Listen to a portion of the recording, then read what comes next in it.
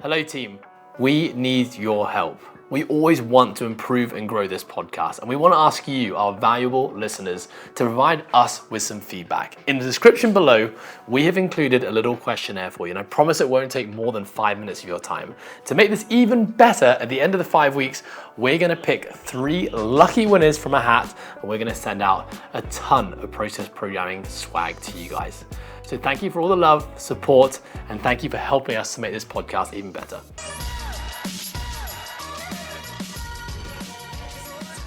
Dr. Kaili Chen, welcome to the podcast. Thank you. Thank you for having me. You're very welcome. Thank you for being here. Kaili, you are no stranger to where we are right now, which is Coastal Fitness. Tell us a little bit about your time with Coastal Fitness. Wow. So started almost 10 years ago. 10 years ago. Well, you just received your 10 years of trust in the process. Yes, absolutely. So came here, was introduced by Kat Kwok, and she's no longer in Hong Kong. But either way, she introduced me, and I remembered coming over, and I was like, "Yeah, sure, let's do something. Let's go to Coastal. I don't know what this CrossFit thing is," and walked through the front doors. I remember it was over on what was the Across other the place? road, yeah. Across the road, and it was just like, "Oh, hey, all these people, half naked guys, and they're dropping barbells all over the floor." Passing out on the floor, and I was like, "Oh, this is going to be interesting." People pay for this? I know, seriously, for the pain, really. And tried the first class, loved it, and here I am 10 years later. So this is a bit of a digression on what I really have you. Sure. Why I have you here today, what I want to talk about. But you come in and you see all that. Yeah. Probably intimidating as hell. Absolutely. What made you decide to actually go ahead and do it? At the time, I'm just trying to remember at the time what I was doing. I think at the time I was still working or I was transitioning from like basically working and then going into my doctorate. I was trying to find what the next step was. And I was looking for a group exercise kind of routine because I was doing PT for a while and it was kind of a lonely space. And I was like, you know what, maybe it would be kind of nice to go into this group setting. So did that. Saw that, was intimidated, of course, but I felt that it was going to be a good space. And I thought, might as well just try it. I'll try it for a month. I'll try it for 2 months and see how it goes. 10 years later, I'm still here. Still here. Can't get rid of me just yet. And Kaili, I've known you for 10 years. Yes. I'm pretty sure I took you through your on-ramp You back did. in the day. You did. You and Andy. Yes. So I've known you for a very long time. Yep. But it wasn't, honestly, I don't think it was until 6 years into me knowing you that I actually learned kind of what you did. And it wasn't really until the last couple of years that I really learned what you did. Right. So on that note, what do you do, Kaili? I always like to keep it a mystery. No. So there was probably a reason why you didn't really know what I did in the first 6 years or so is because I was studying my doctorate.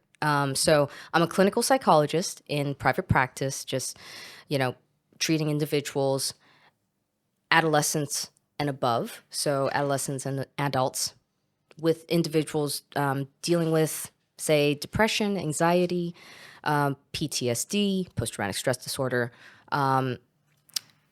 stress, ultimately, adjustment issues, personality issues.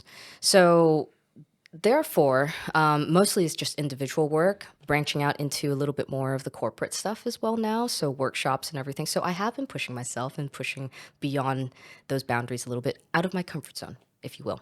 And what led you to doing what you do? Is there a background story here? Well, I mean, I've always been interested in psychology, loved psychology, really, really wanted to just get to know people and understand why people did the things that they did. And so can I just pause you there? Yeah. Is this like, as a kid, you've always had that deep lying interest? Yes. Right. You Yes. just no, there was no reason why you just seemed to gravitate towards wanting to understand people. Absolutely. And I think if I really were to kind of get to the point of the starting point, if you will, yes, there was that genuine interest, but the other interest that I had was getting to know the minds of criminals. and serial killers. So yes, I was one of those individuals that were like, oh wow, dark, very dark kind of things. And I always wanted to understand why people would be able to cross that line. How could they progress from being a very, normal individual, if you will, and what brought them to that next, step, if you will, and or go past the bounds of what we would consider normal, and in terms of, hey, we're not going to hurt other people, And to the point of taking a risk where the consequences aren't could mean so great. like, Yeah, yeah. exactly. It's so Or funny you think about that. I always think about that. yeah, I've always, sorry to cut you off, Yeah. but I always, because I've never ever spoken to another person that's ever verbalized that they think about that. But I think about that with a lot of extreme cases of like health as well. yes, Like health by choice, Right. health by design. So I'm not talking about, maybe diagnosed diseases from birth, but, Right. Maybe like obesity and the things that people do chronically over a long period of time, or like you said, like criminals, like, give me an insight into the mindset that is, that these people are dealing with on a day-to-day basis that leads them to these choices. absolutely. So continue, sorry. Well, And sorry, were you just like, did you just watch a ton of like crime shows as a kid? yeah. Okay, you're one of those. I was one of those. I was one of those people that was like, "Oh, this is interesting." Ted Bundy. Ooh, wonderful. What did he do? And he was a very dark character, to be fair. And I've so, never heard of him. oh, Ted Bundy. Ted Bundy, no. Yeah, you're gonna have to look him up. Okay. He's a serial killer in the U.S. Nasty. Well, just funny nasty guy. story. Alex 2.0, Mr. Media Man behind the podcast. Yeah. When he sits editing our podcast, he will also have a screen up where he's watching True crime stuff. Yeah, true crime stuff. And I would say a bit more like he's watching like fights and muggings and murders, and yeah, he watches dark stuff. Okay. And he multitasks at the same time. Right. Continue. It's a great way for his mind to kind of just go from one extreme to another. Yeah, there you go. Right. I mean, they're going sidetracking a little bit, but I think for kids who love to play video games, it's the same thing, right? They're kind of taking out a lot of their quote unquote violent tendencies, and it doesn't mean that they're going to be violent at the end of the day, right? But I think it's a very primal thing that we all go through, right? We have to release some of this somewhere, right? This energy. So could it be exercise? Could it be all of this, video games and whatnot? True crime, understanding true crime. Why not? Okay, so you got this interest in understanding the mind behind criminals. Yep.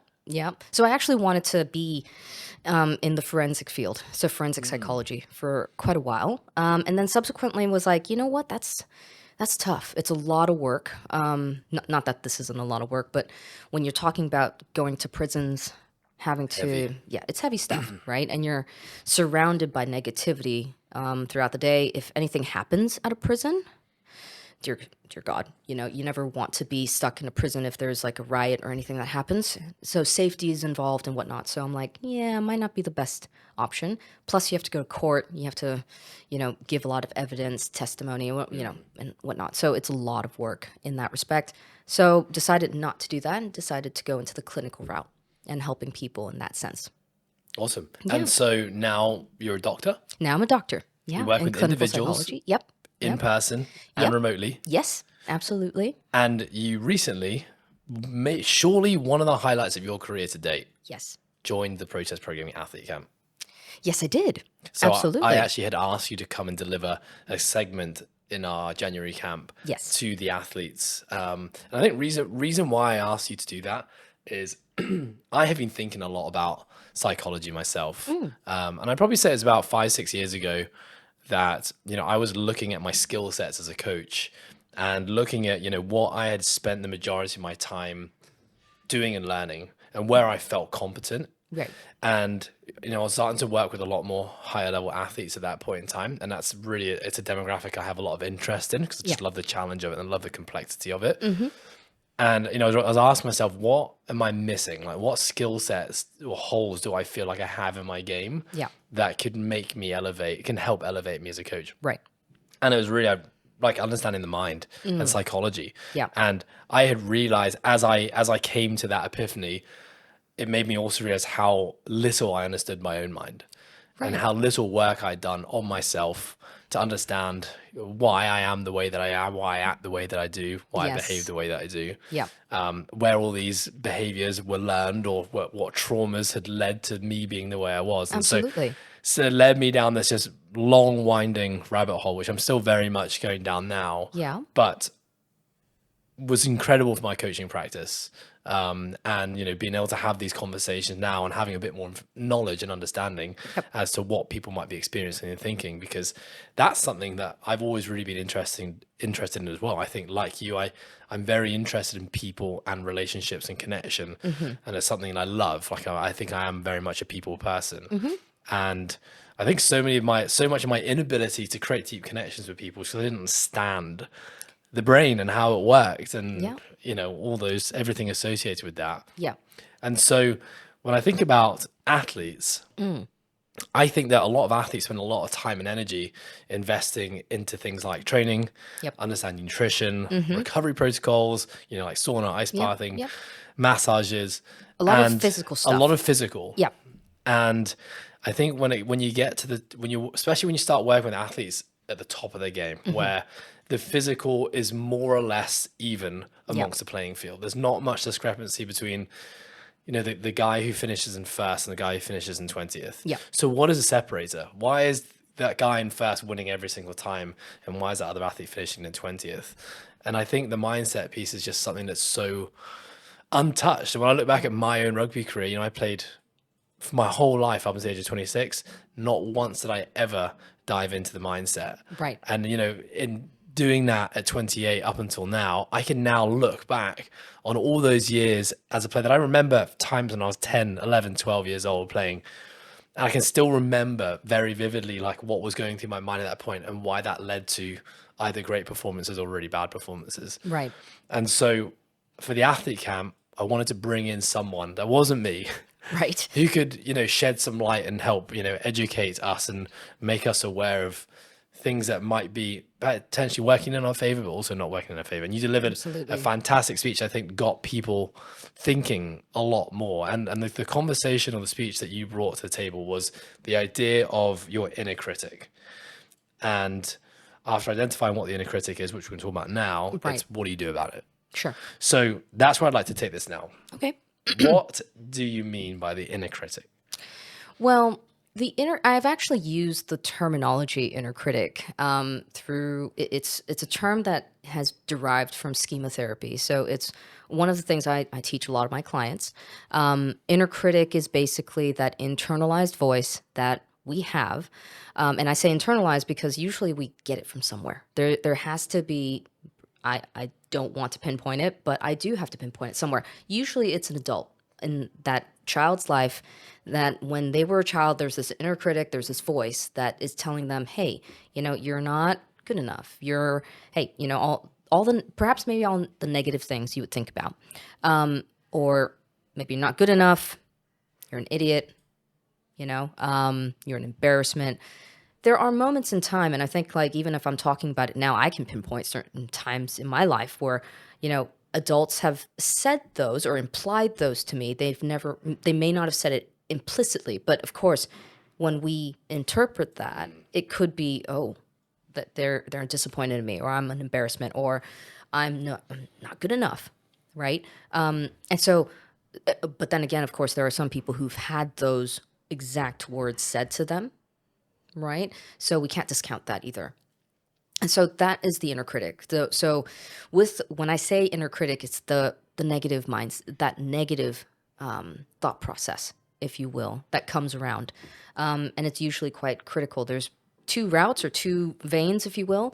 One is a punitive inner critic, more of like a, hey, you are an idiot, or hey, you are stupid. You are a fill in the blank, whatever that blank may be. And it's usually not a positive one, right? And then there's also the demanding inner critic. So you should have done this, you should have done that, you could have done more, you could have done better, right? It's almost it's a motivator. I think it comes off as a motivator, but then sometimes it becomes a little bit heavy, right? It's like, oh my gosh, you're kind of just beating me down. So that's basically where this inner critic, the definition, if you will, of the inner critic came from. And with the punitive and the demanding inner critic, Yeah. I mean, when I think about myself straight away, and both are definitely prevalent. Sure. So in most of us, are both prevalent, or might we have more of one over the other? So for vast majority of individuals, we would have both. I mean, there's a chance I've seen this actually in a lot of my clients is that I've seen both. However, there's one that usually prevails a little bit more. And when you're talking about somebody who, because of course, I see individuals on the vast spectrum of health, right? So they can be extremely healthy versus quite ill in terms of health wise. And I think when it comes to individuals who have a more severe case of that inner critic, you'd probably be talking more of individuals who are diagnosed as anxious or they are depressed in that sense. So I'm talking more from that sense of like, something is maladaptive at this point, right? Gotcha. And so, if you will, everybody would probably have an inner critic in some point in their lives. Sometimes it's helpful, sometimes it's just not. And so when I talk about the inner critic, it would be individuals who are, it's definitely affecting them and it's affecting their ways of living.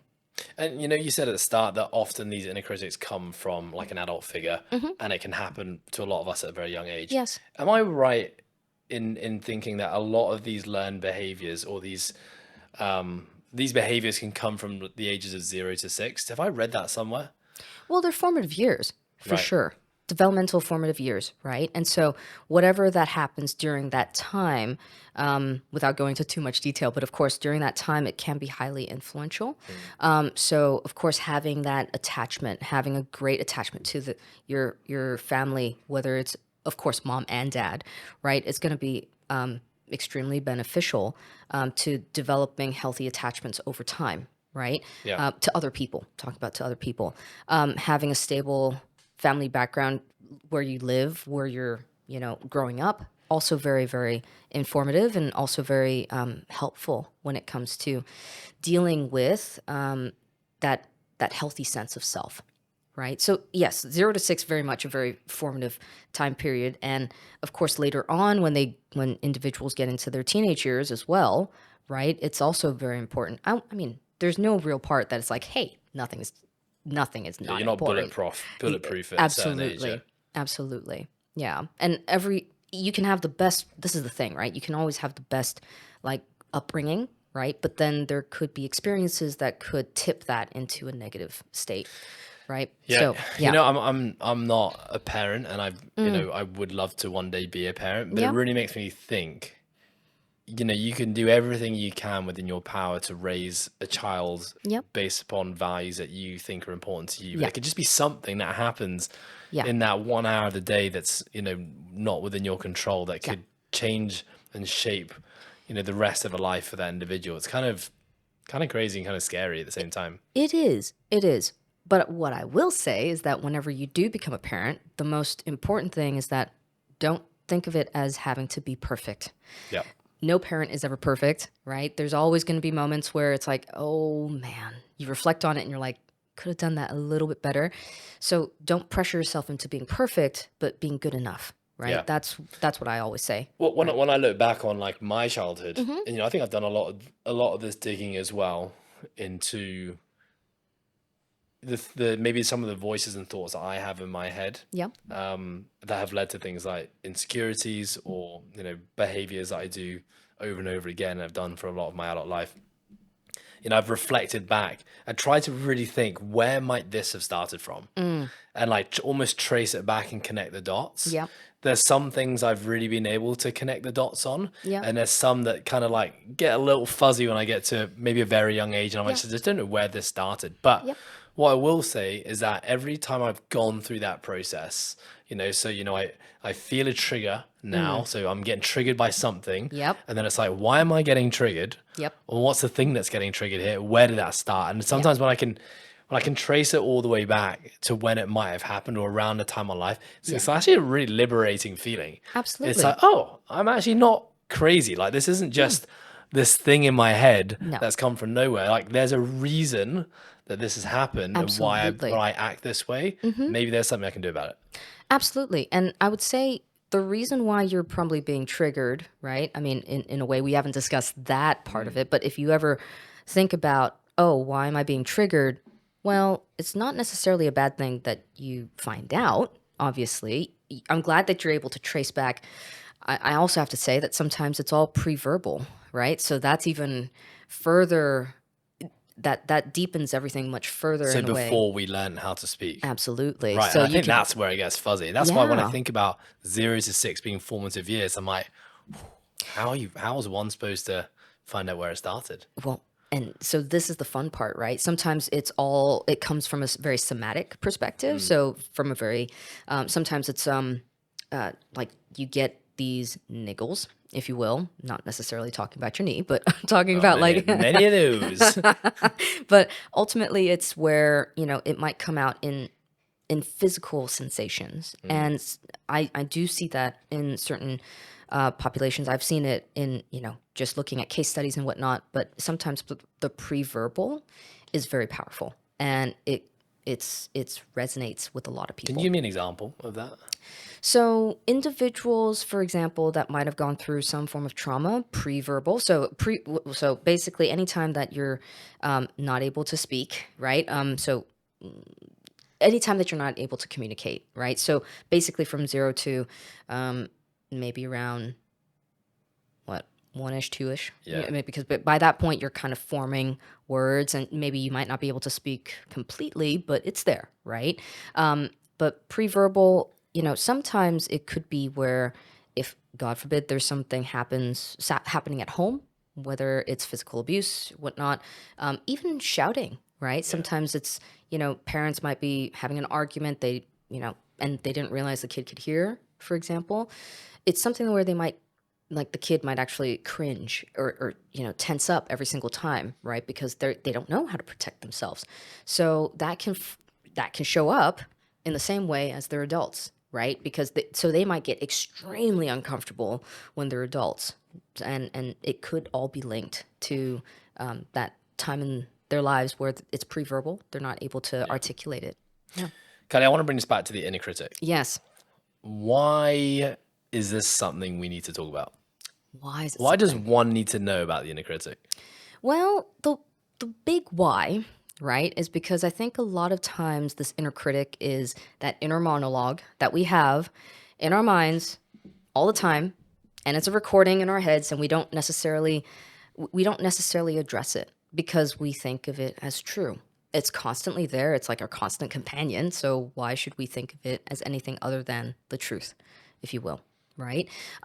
And if what we think about is true, subsequently how we formulate and how we see the world is going to be true as well, right? So I'm not saying that our reality is somewhat different and whatnot, but you never know, right? So if the world is or if the mind is telling you that you can't do something because of X, Y, and Z, well, you're more likely not to do it because you are afraid potentially, right? You're either afraid or you have a certain set of limitations already, preconceived limitations.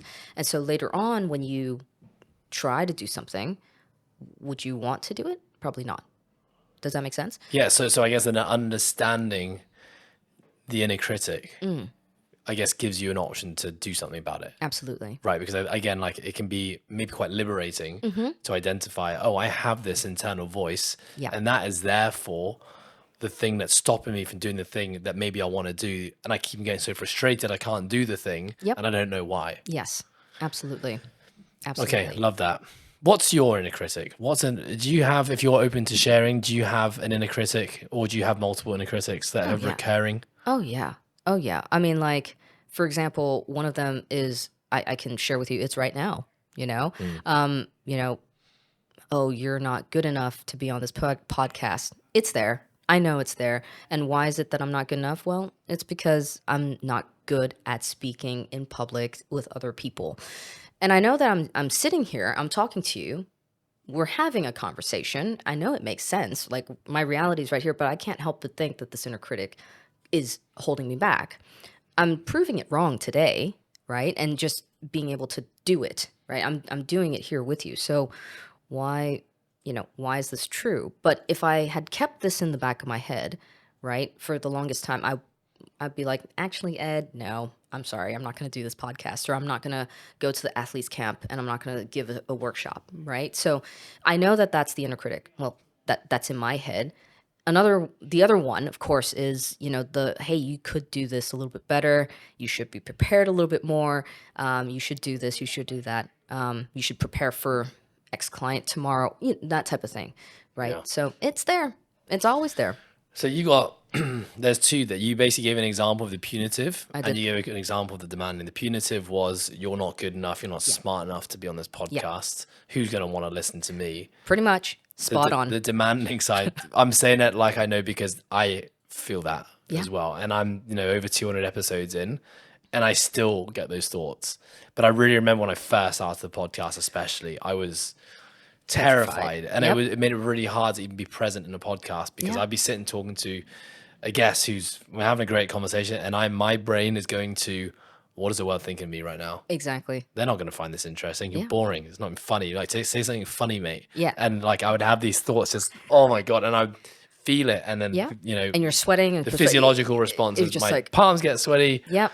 Heart goes through Heart the roof. rate goes through the roof. I can't concentrate on anything. Absolutely. Yeah, I have.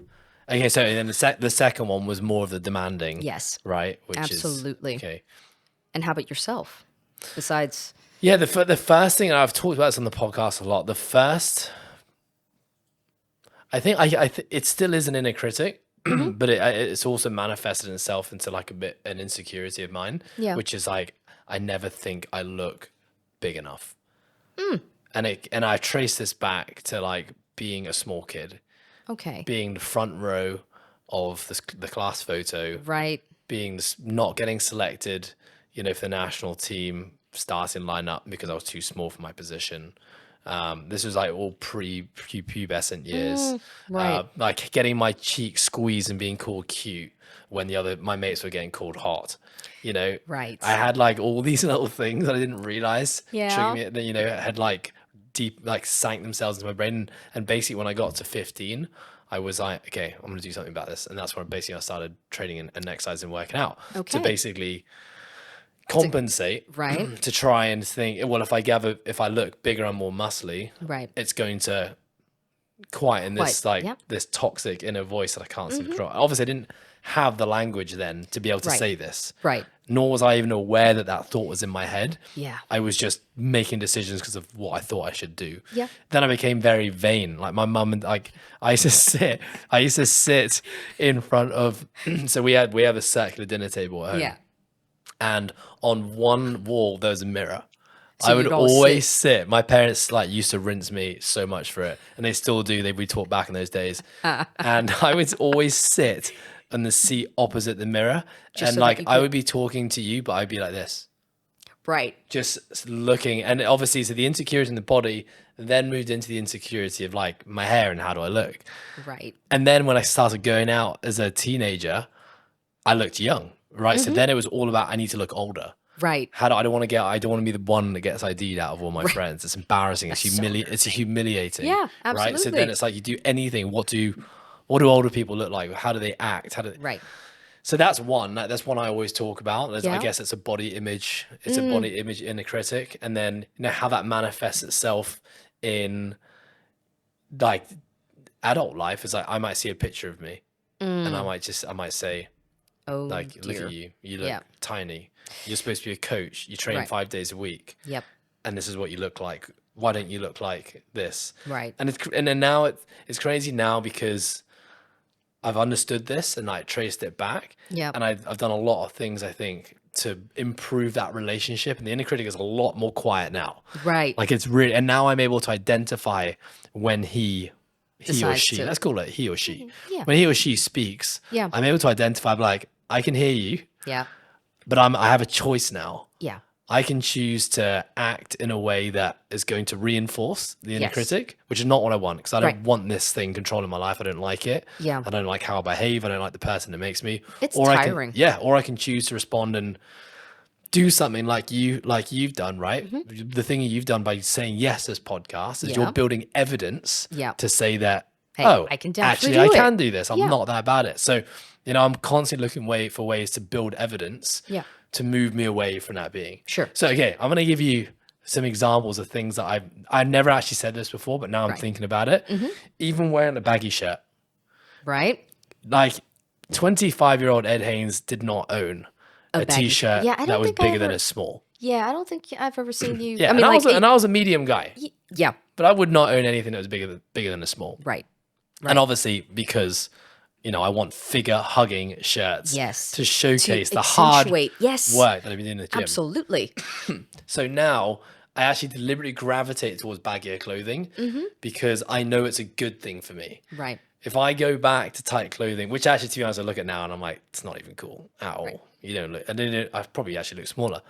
But anyhow, I want to gravitate, like that's something that I've done to move, to help improve that relationship. Yeah. Even, this sounds crazy, I've never said it out loud either, but cutting my hair short.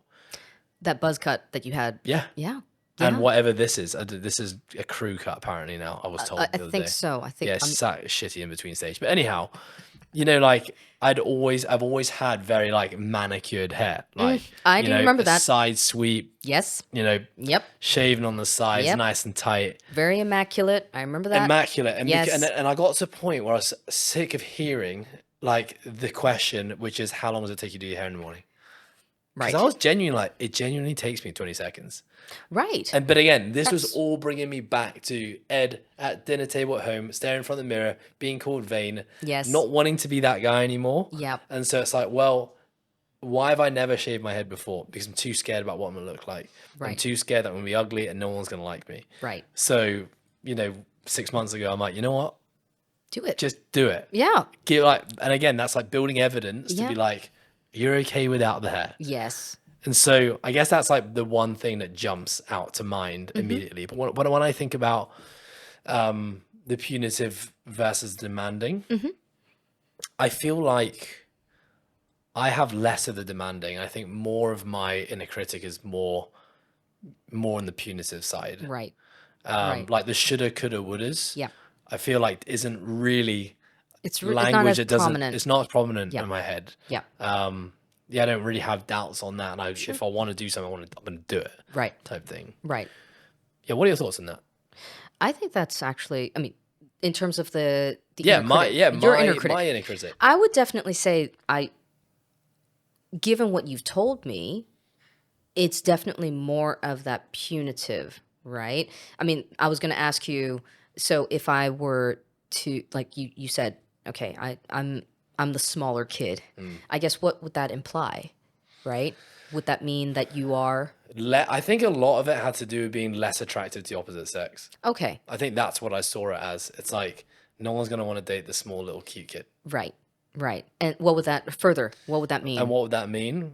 I guess it's people pleasing. Like I'm less popular. Okay. I think that's really what I think I had at school, like a massive popularity complex. Right. It was like, and again, I think that was me overcompensating again for where I felt like I wasn't good enough or was insignificant Right. physically. Right. So I need to make up for it and be the most popular kid. Right. And so that led to like chronic people pleasing, Yep. basically. And, many, many years of not really knowing who I was because I was just trying to be the person I thought everyone wanted me to be. So if I could actually figure out the actual, like the thought, the negative cognition, if you will, it sounds like it's, I don't fit in.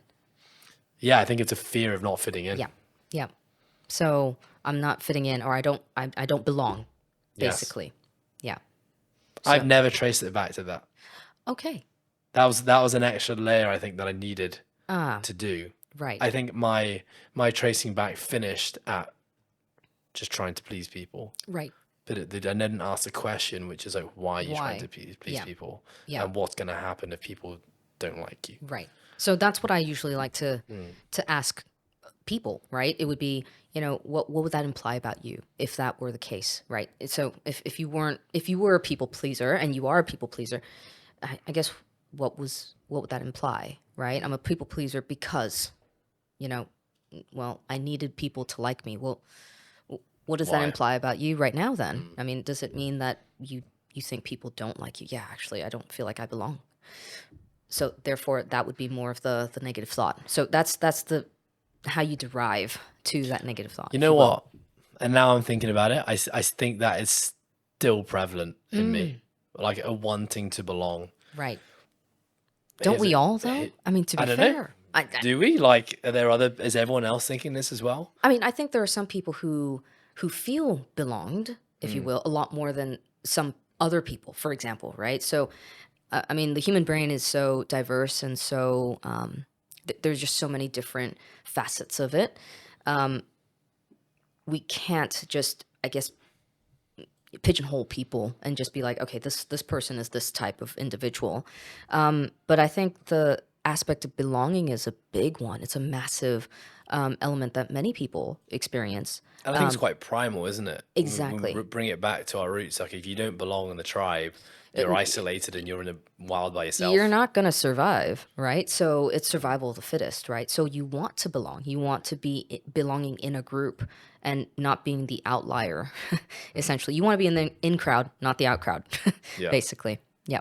And I think where that's led me to, when I contrast life now versus contrasting life at school, university, Oh, yeah. maybe even a bit of time after that, Yeah.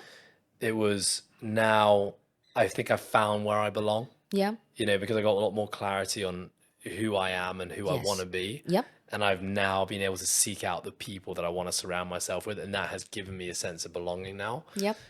Versus back then, I didn't know who I was. And I was trying to basically belong to everything. Right. And that was, tiring. That's confusing tiring. as hell. Exactly. But the thing that's jumping to mind is, okay, so just before this podcast, Yeah. I took my golf clubs upstairs. Yeah. And I hit balls for 45 minutes. Okay. Golf balls, that Yep. is. Yes. So, and the funny thing is, I find it very therapeutic, right? Okay. I was kind of like, okay, I'm going to give myself this 45-minute break. Yeah. And I really enjoyed doing it. Yeah. I was having a great time, just swinging, not really caring too much about the outcome, just enjoying playing around Yeah. different techniques. And then like the three like golf pros, so like the golf teachers, Yeah. who I've become gotten friends to with. know, Yeah. because I got there a lot. Yeah. They came over and we just started having a chat. Yeah. And then next minute, now I've got 3 people watching me hit. Oh.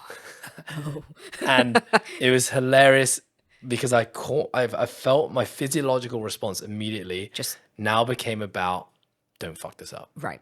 Like, you Right. need this next hit, you need to hit Actually this hit straight the and ball. make it far, make Yeah. it go far. Yeah. The 30 minutes before that, I hadn't been thinking about that at Yeah. all, and I was Just having hitting fun. them really well. Yeah. And I think the fear, what was creating the fear Yeah. and the anxiety in that moment was like, I wanted to belong. I wanted them to think that I was a good golfer. Right. So I wanted now to be a part of it. And Yeah. the way I can be a good golfer is by hitting straight shots. Yeah. by knowing what you're doing, basically. By looking, see that, and that's the thing. I'd associate it entirely with the outcome, which is like, I need to hit a perfect dead straight ball really, really far Right. for them to think I belong. But Yes. in actual fact, golfers fuck up shots all the time. Oh, yeah. Even the best in the world. Yes, exactly. And it was just hilarious because just the immediate response in that moment was, okay. That level of like perfection and attuning Yes. to that and just being like, hey, listen, I got to make this. And it's all stemming from, I think really is like, I want these guys to like me and belong. Like Right. they see me up here all the time. I need to show them that like I'm getting better and that I'm good. Yeah. And that's going to make them like me more. Right. And And I'm what do you worthy. think? I'm worthy of being here. And I'm worthy essentially. of being here. Yeah. Exactly. And obviously because of all that, the complete opposite happened. Yep. I hit it like shit. And then I'm thinking, these guys don't even like me. They're probably Right. laughing at me. They're probably talking amongst themselves. I'm going to leave this golf Yeah. place and they're going to be talking about Ed and how crappy is at golf. Right.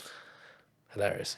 There you go. But that would be part of that inner critic as well, right? So it's like depicting what is going to happen. And so, oh my God, the fear base of just like, oh my God, they're going to be thinking about me or talking about me behind my back and they're not going to like me. What is he doing here? There's no point of him being here. It just kind of, it just gives fuel to that inner critic. Yeah. Yeah. Yeah. Yeah. And as soon as I left, Yeah. actually, as soon as they left me, I should say, and just like, I kind of just took a moment, I actually laughed to myself to be like, mate, what are you doing? Like, you know what I mean? You think about this shit all day, Yeah. and like part of my job is helping other people. Right. But then again, like, what would I say? So something I've been playing around with a lot Mm. recently is like, when I catch myself, I guess this is an inner critic again. It's like the being hard on myself. Yes. Which is like, about this. Why are you still doing it, Ed? And I guess that is, again, the punitive inner critic is like, Yeah. you should know, you should be better, you shouldn't do this. Well, that sounds more demanding now. Oh, yeah, you're Yeah. right. It should. Yeah. They should. True, true, true. Yeah. So it's there. It's there. It's there. And Yeah. and then what I'll always ask myself, I'll say to myself is, if this was someone else, what would I say? Yeah. Yeah. And Pretty it's much. been a great strategy for me to be more self-forgiving. Anyway, we're digressing because we're jumping the gun a little bit. No worries. So, the inner critic. Before we dive into how one can start investigating to Yes. find out if there is and what that inner critic is, Yeah. you shared in a really cool stat that I think about a lot. You Yeah. shared at the athlete camp about Yes. thoughts, how many of the thoughts are negative, how many thoughts are repetitive. Can you Yes. just re-jog my memory, please? Sure. So there was a researcher in Stanford who basically conducted a study over in the U.S. and he conducted various studies in metropolitan cities as well as rural towns in America, and the results came back quite interesting. That there were about 60,000 thoughts a day that people had, especially for those who lived in big cities, right? And so he then took the data and was like, well, is this going to be repetitive thoughts or are they going to be, Unique thoughts. 60,000 unique thoughts in a day? And, results came back. And do you remember the stats or do you want to, Hit Okay.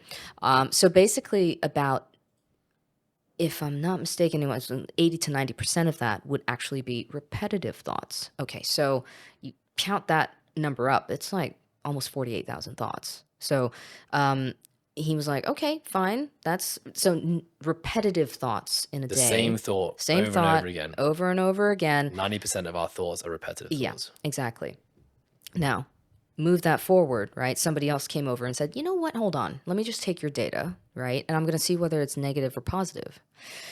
Well, research showed that a close 80 to 90% of that is going to be negative thoughts, right? So you're dealing with a whole bunch of negative thoughts in a day. Basically, that's the whole point that I'm trying to make here is that we're prone to think of things more negatively either way, just because it's probably going to be more of a survival skill that we have, right? So, if we're thinking about saber-toothed tiger, if we're very, very primitive in that sense, right? Primal, we go thinking about saber-toothed tiger going to come and eat me. I'm not going to invite this tiger for tea, obviously. Well, maybe not obviously, but we'll see, right? But if we think more negatively in a sense of like, okay, there's danger here, there's something regarding safety, and I have to be careful about that. Well, what's going to happen is that you're going to back away, right? You're going to live another day. But if you don't have these negative thoughts, you invite the tiger for tea, well, yeah, you might be lunch to them in that sense, right? And so survival of the fittest, well, you Yeah, would I survive. always think about like, it's more important to know about the berry that's going to kill you versus the berry that tastes really sweet. Yes. So I think the thing that I take away from this is naturally built into our DNA from thousands and thousands and thousands of years, we are actually ingrained to be more negative. Yes. And actually, if we talk about it from an evolutionary perspective, it makes sense, right? Because our ancestors, our previous ancestors have actually, they've gone through a lot of the different experiences. That's also passed on to the next generation, subsequent other generations, right? We're learning about different things. I mean, I do wonder, in the course of the next 100 years, right? When people think about what we've gone through in terms of COVID and all that stuff, how is that going to affect our daily life, if you will? And I think it still is affecting our daily lives, to be fair, right? Like, in terms of hygiene, in terms of, mask wearing, I guess, especially in a place like Hong Kong where we've Fear had of being that. sick and what that does, Exactly. what you think you're doing to other people. Exactly. Like I've been terrified of coughing on the MTR the last 2 weeks. Right. Just because of what I think everyone's going to think around me. Absolutely. And also I know that I shoot a little stink eye to someone when they cough and don't cover their mouth. I Right. never would have done that before. Right. But it all kind of, it begs the question, right? At the end of the day, because when you have children, right? What is that going to look like in a way? Will that be, what are you going to be teaching and modeling for them, right? Yeah. And so that can change the course of that evolution, if you will. Do you think human beings are getting more negative? Are there any research on that?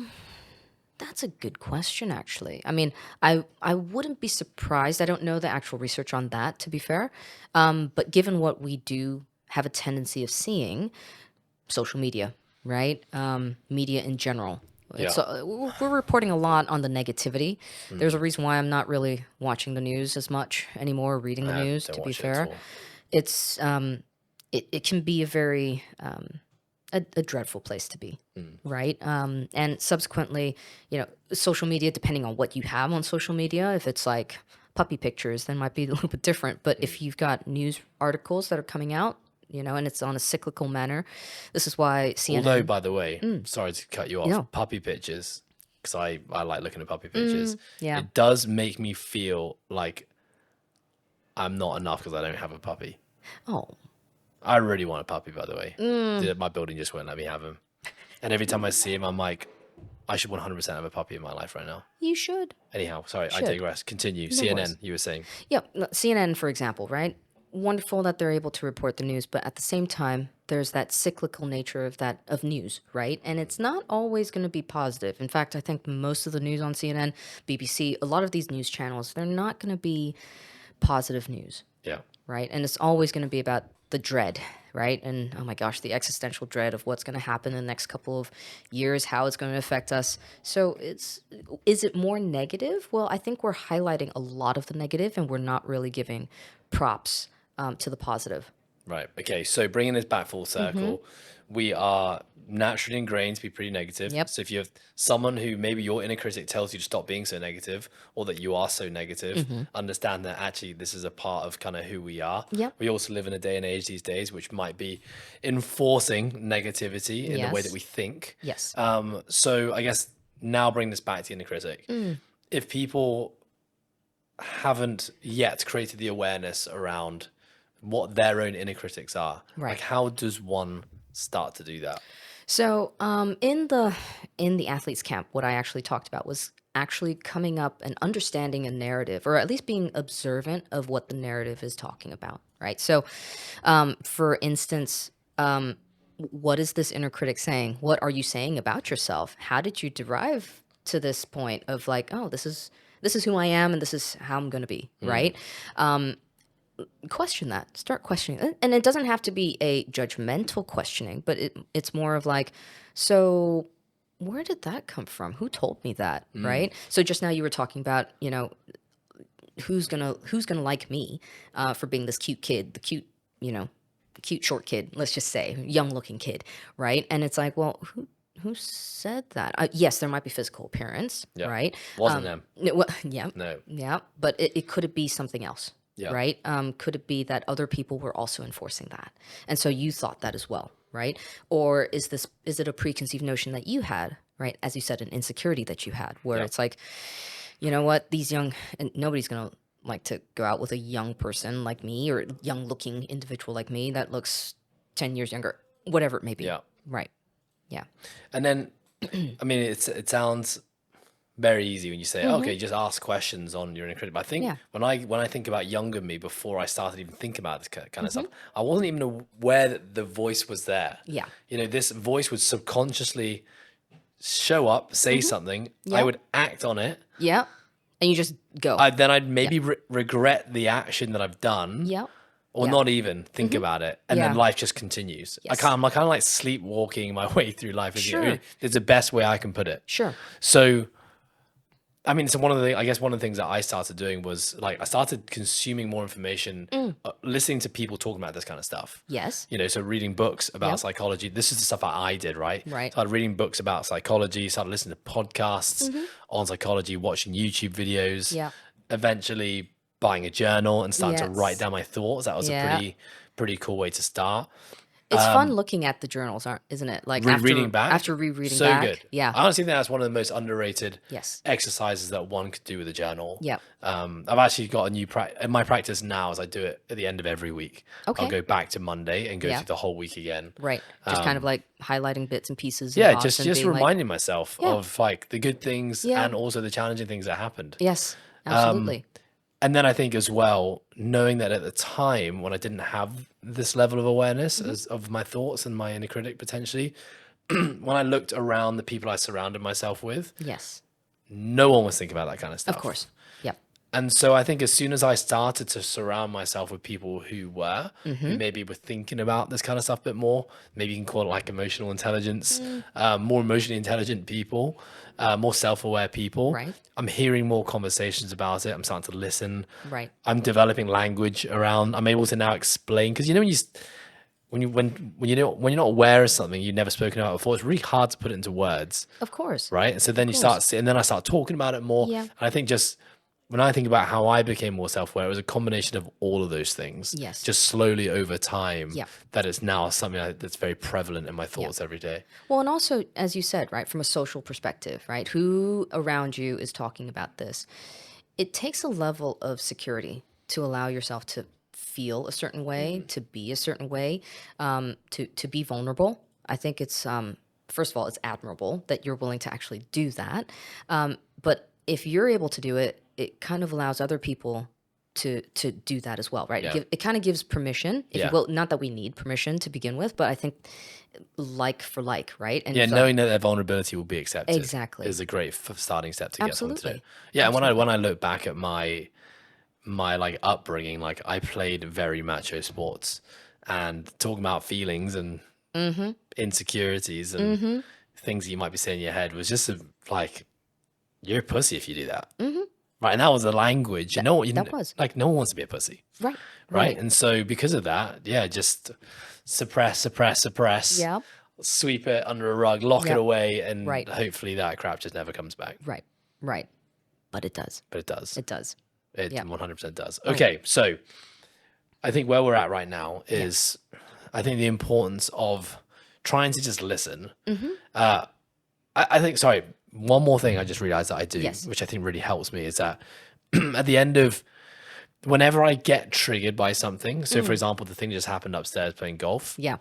as I was walking out of there, I just took a moment to myself to think about what had just happened. Right. So it's kind of like giving myself just a bit of space and time, not doing anything else. Yep. And I'm like, okay, what did I just experience there that made me feel uncomfortable? Yeah. And what was it? Right. Okay. And then like, try and wrap my head and understand what Yep. just happened. I think I also do it at the end of every single day. Okay. I kind of do like this rerun of the whole day when I sit down to journal at night, and it Yeah. kind of starts in the morning and I run it through almost like hour by hour up until the point of wherever I am, normally about 7 p.m. at night, 7:30 Right. p.m. at night. And I just think about everything that happened in that day. Yep. And what was I thinking? What was I feeling? Was I triggered by anything? Yep. And if I was, try and think about it and understand it. And I Yeah. think that has just allowed me to catch things when a bit closer to when they occur, Yeah. versus not ever thinking about it. Yes. And absolutely. then, months go by and then you're trying you're to, like- you've lost it, Yeah. you've missed those opportunities, Absolutely. which is basically how I lived for 27 years. Well, I think a lot of us do, right? We just cruise through life. And you're absolutely right, being able to identify triggers. And as you said, if you don't have the vocabulary to identify what those triggers are, it's really challenging. And so the process of doing this, it takes time, right? Yeah. However, one of the big things I like to do is perhaps getting to know the physical sensations as well. So this is where, yes, the mental part of it is really important, but also the physical sensations also kind of play a big role, right? So when I say physical sensations, it's like where is that uncomfortable part in your body, right? Is it the hackles going up? Is it you're sweating? Is Tingling, it yeah. tingling? Like what's going on? Is it suddenly that you're feeling like as if your mind is 100 miles an hour, or what is it, right? And so maybe that's an easier way to identify or at least be aware, like Yeah. what's going on.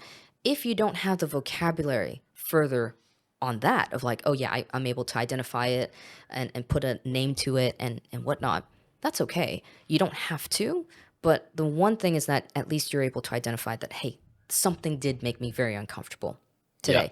Acknowledge it, right? And acknowledge that it's okay to be uncomfortable. Later on, if we're able to identify, okay, where does it come from? That's like the next step, right? That's the journey. You're further along the journey, Yeah. if you will, right? Of getting to know where that next step is. But if that is all you can do, which is acknowledge that it's happening, don't beat yourself up for having that, because I think that's the other thing, right? That other people have, which is like, well, if I do have this sensation or I do have this feeling, it's a bad thing. Or, again, using your words, I don't want to be a pussy, right? Yeah. So, that type of thing. So, if you will, I think that is where you have to acknowledge that it's okay to not be okay and just allow it to be sometimes. Yeah. Right? Initially, right? Yeah. The next steps would be, identifying it and putting words to it. But Yeah, I really like the idea of, I always think about the mantra, like, trust the triggers to teach. And so when I feel a trigger now, I feel weirdly like excited by it. Because I'm like, okay, it's another opportunity. yeah, there's another thing here that I Yep. haven't addressed. Yep. That if I can, is probably going to elevate me, Yeah. into, I don't know, it's going to make life greater in some way, Right. shape or form. So Right. when I do have those experiences, like literally an hour ago, hitting golf balls upstairs, I'm like, Yeah. okay, Yeah. there's something else. I need to do some more digging here. Like, Right. here's the next project of Yes. something I can sink my teeth into Yeah. and try and understand. The other thing I like to do actually is Yeah. understanding your circle of control. So I don't know if you've heard about this or have talked about this, but circle of control, right? Circle of influence and circle of concern, right? So if you think about it from a sense of like the bullseye, which is the circle of control, that's going to be your thoughts, your behaviors, or your reactions, stuff that you are able to control, if you will, right? Circle of influence, that's what's going to be influential. What can influence, how you can influence that particular circle, if you will, right? So, for example, people and their perspective of you, right? You can't really control completely their judgments or like their perception about you, but you can probably influence that to a certain degree, right? But that's based on your behavior, your thought process, your mindset, your reactions, if you will, right? Things that are of your concern are things that you have absolutely no control over. So, for example, wars that are going on right now, we don't have any control of that, right? Do they make us sad? Of course, they can make us sad, but if we focus a lot of our energies on that instead of focusing on the energies of the circle of control, circle of influence, then we're kind of misplacing a lot of the energy that we have. Yeah, I love that. I actually haven't heard of that circle of control, influence, and Concern. concern. Yeah. But I think I just bring it straight back to the question of, is this within my control? Is this outside of my control? Absolutely.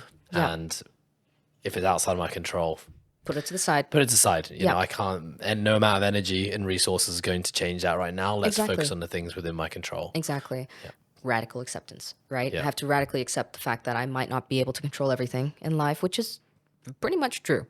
Yeah. Yeah. We can't control everything in Yeah. life. Yeah. That's another thing, side tangent, to use Ed as a case study again. Yes. But I think younger me didn't like things being outside of my control. Yeah. Actually, one of our subscribers, who listens to the podcast, he reached out to me after listening to a podcast one day where I talked about my fear of flying.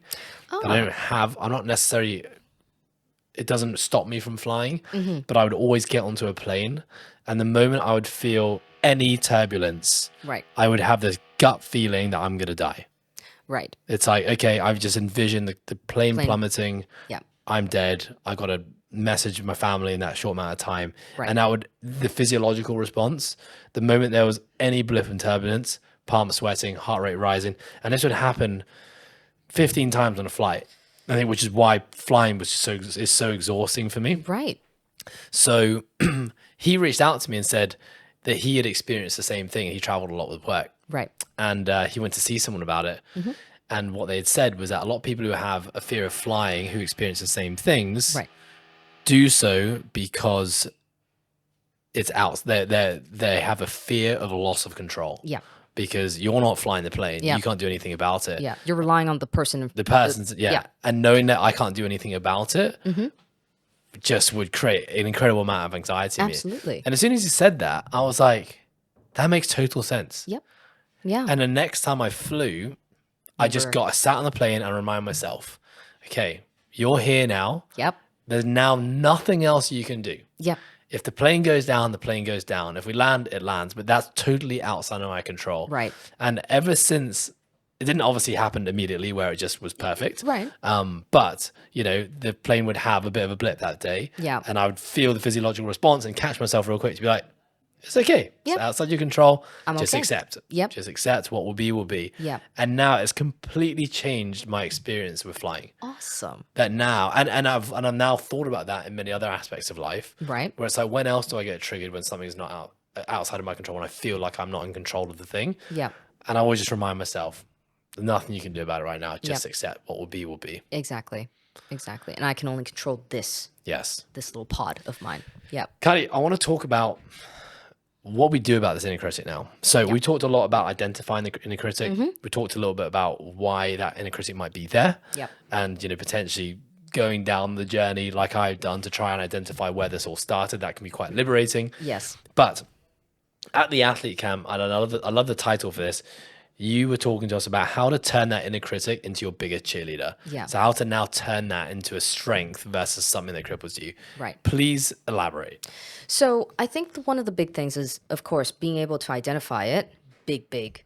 It's very important that you're able to identify it. In fact, I remember reading about this somewhere, and I think it was actually one of my colleagues who said this, which is if you're able to name it, tame it.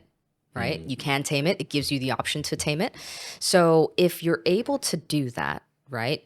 Identify it. You can either tame it. It gives you options, right? You give more control. You have a choice. Yeah, you have a choice now, right? But one of the big things of like what you can do about it, right? Circle of control, what we talked about, radical acceptance is one thing. Being compassionate to yourself, super important, right? So again, it's not an out. You're not saying, oh, I'm just, I'm not giving myself an out or excuse, right? But it's basically, what would your friend tell you? Yes. Right? If they're going through something like this as well. That is, as I said, that's something that I've been thinking about. I've been asking myself that very recently. Yeah. And it was funny because it was advice I was giving To other people. one of my clients. Yeah. To say, if this was your friend, what would you say? Yeah. And I realized that I I'm don't not use doing that. it. I don't ask myself that question. Yeah. I need to. Yeah. And so I've been doing that a lot more. And it's a very great way to, I guess, just a bit more self-acceptance and self-love, Exactly. self-compassion. Self-compassion. And one of the beautiful things that you've just highlighted is that you're actually willing to listen to it, right? Because I think we're able to dish out advice to people. We don't take that advice for ourselves. And when, if we ask the same thing to us, we're like, that's not going to happen. That's not going to work. But the reality is that then why are we dishing out that advice? Yes. You know what I mean? So, to our friends and, people that we love, right? And who we dearly care about. So that should be the same, right? We cannot be our harshest critics. Yeah. And we usually are anyways. So step one is when you identify the inner critic, Yeah. don't be so hard on yourself. Yeah. Try not to be so hard on yourself. And I think everything we talked about today lends us to now believe that it's kind of a part of who we are. Yeah. Right, we've all got it. There's nothing Yes. we can do to eradicate this from who we are. We're human Exactly. beings, we're very complex creatures. We are. And we're ingrained to be negative. Yeah, exactly. So what else? What else can we do? So in addition to that, it's well, as I said, right? So being able to visualize what you would like instead. So once we have the option, right, of like, okay, so I'm able to acknowledge it, I'm able to tame it now, right? What can we do instead, right? So instead of listening to the inner critic, how can we tame it? How can we get to the point where we go about, instead of having our negatives, right, all the negative things that we're not able to do, for instance, what's hindering us, well, we can actually visualize what we want to do instead. What is the outcome we want? So if we're able to do that, great, right? We're able to kind of project into the future a little bit. And I talked about this in the athletes camp of being able to visualize what the next steps are, right? It might be scary because it might be something that you've never thought possible, but this is where we start to question. This is the questioning of this inner critic. Is it true or not? right? And as you said, evidence for and evidence against it can be really, really helpful. Yeah. Okay, Yeah. love it. Can you give me an example? Of. Give me an example of okay, maybe let's take my one, which is, this idea of like not belonging. Right. So how do we now apply what you just talked about there, Right. reframing that, I guess, Right. to not be something that's, I think in my head, is such a crippling thing. Right. So first of all, I think what you have done, right, which was kind of getting evidence for, evidence against, and being like, well, actually, no, I'm building this, a lot of this, my evidence for, right, and evidence against, like my actual negative thoughts, To say right? why this is not actually true. The thing I'm Exactly. thinking about me not belonging, Yeah. I'm actually gathering evidence in real life Yep. that's telling me that's bullshit. Yes, exactly. And then ultimately, think about, visualize where would you like to be instead, right? So ultimately, the goal, if you will, is okay.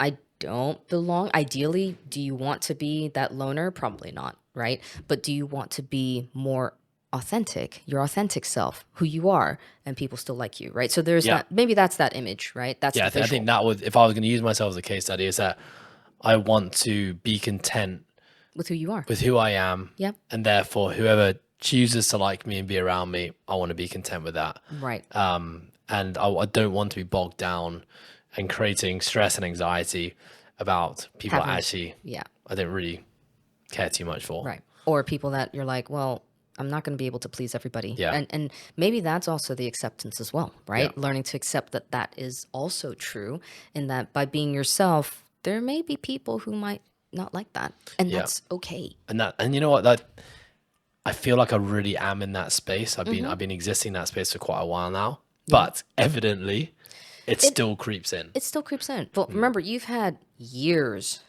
to Yeah. kind of like create this, and before even tackling it, right? So you've had, it's almost like years where you're just like folding, your clothing in a certain way, right? And suddenly you want to change that. It's like, okay, well, I can conscientiously change that initially, and so it might take a lot of effort, right? It's a neural pathway that's new, and so it's a new, like, okay, I'll fold my shirt in a certain way. Okay, I want to change that, so I'll fold it in a different way. But once in a while, it's like muscle memory, right? So your body's going to be like, oh yeah, well, I'm going to fold it the original way, and you're like, whoa, whoa, whoa, whoa, hold on, stop, right?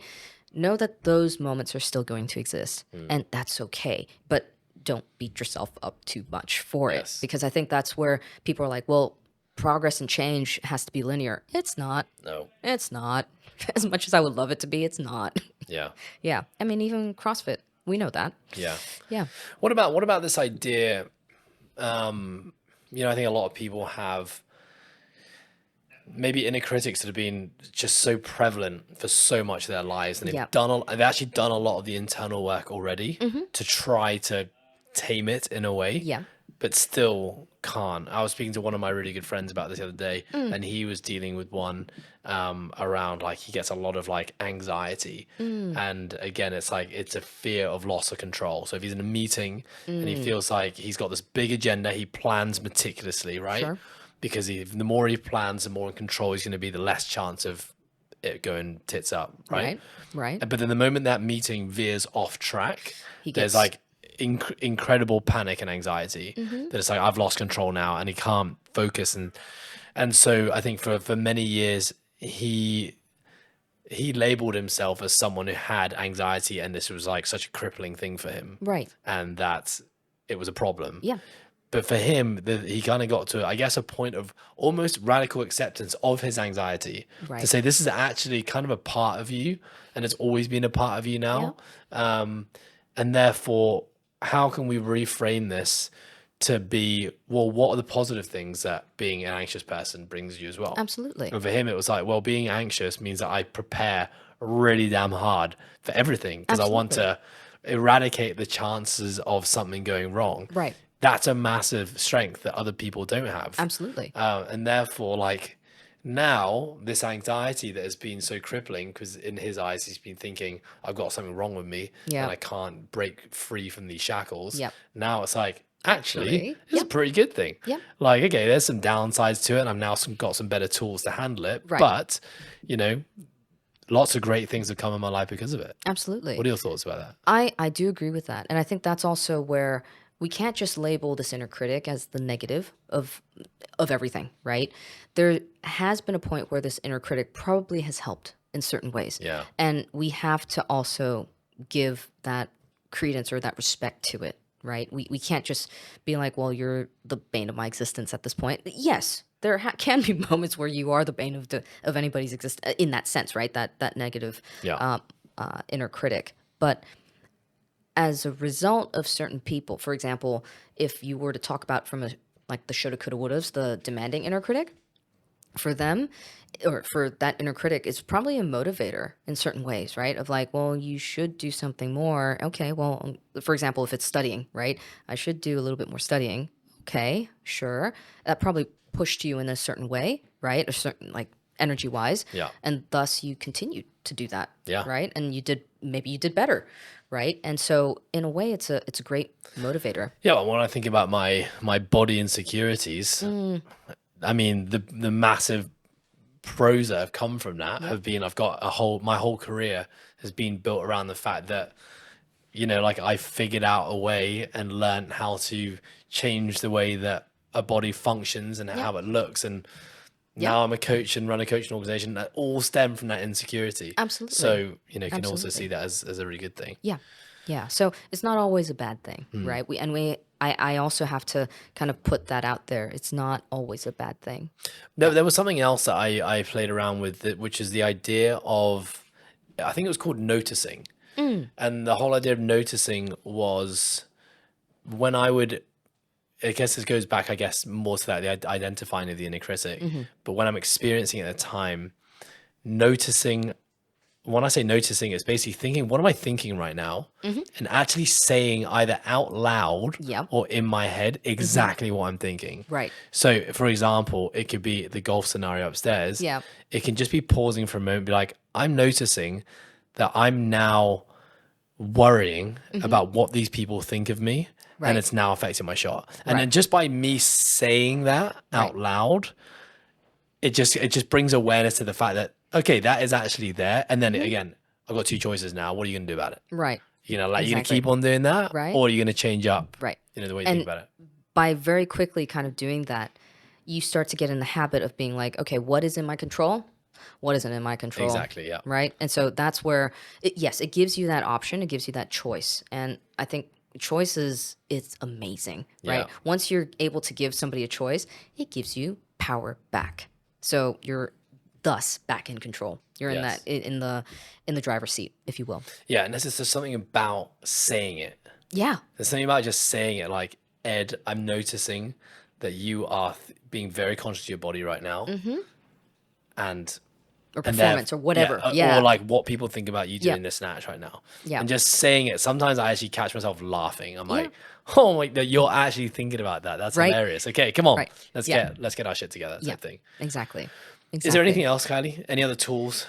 Any other tools? Well, the big one that I, was going to highlight was that circle of control, because I think that's really, really important, because as you said, right, once you are able to kind of be in that driver's seat again, you no longer feel the need to kind of like do something, right? Or you're like completely helpless. I think when people feel completely helpless, they feel like they don't have a choice and they have to kind of go through whatever that they're going to go through, right?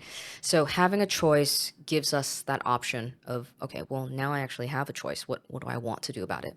And I also have to say as well, sometimes you don't necessarily like the two choices. There might be choice A that might be a better choice, but it's still not the ideal choice, if you will, right? So we have to live in realities, if you will. And so sometimes it's like, well, I've got a not so great choice with a horrendous choice, and I might have to choose this not so great choice, even though, right? I mean, if I had these two choices, right? We have to kind of deal with the consequences, or which of the consequences are we willing to live with? Love it. Yeah.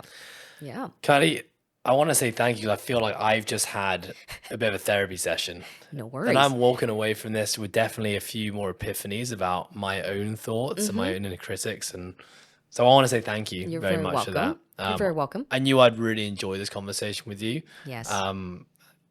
Yeah, and it's also just been lovely to have you a part of this community for so damn long. Yes. Being such a great contributor to now, helping people that we're working with Right. understand their brains a little bit more, and these complex things that make us do great and very weird things. And thank you for sharing everything on this podcast in terms of some Absolutely. tools and strategies around inner critics and how to turn it into your advantage. Kylie, I want Absolutely. to just close off by saying, where can people reach out to you, find out more about what you do, maybe even work with you? So, I've got my website, www.drkailichen.com. And of course, I'm working at Central Minds. So I'm in private practice, Central Minds, and I'm working. I want to say 5 days a week. Yeah, 5 days a week. I can't remember. I can't remember what day I'm on at this point. But yeah, I'm basically there. You can find out more information on the website if needed, and of course, be lovely to be able to continue talking. And if there's any other opportunity, it'll be great.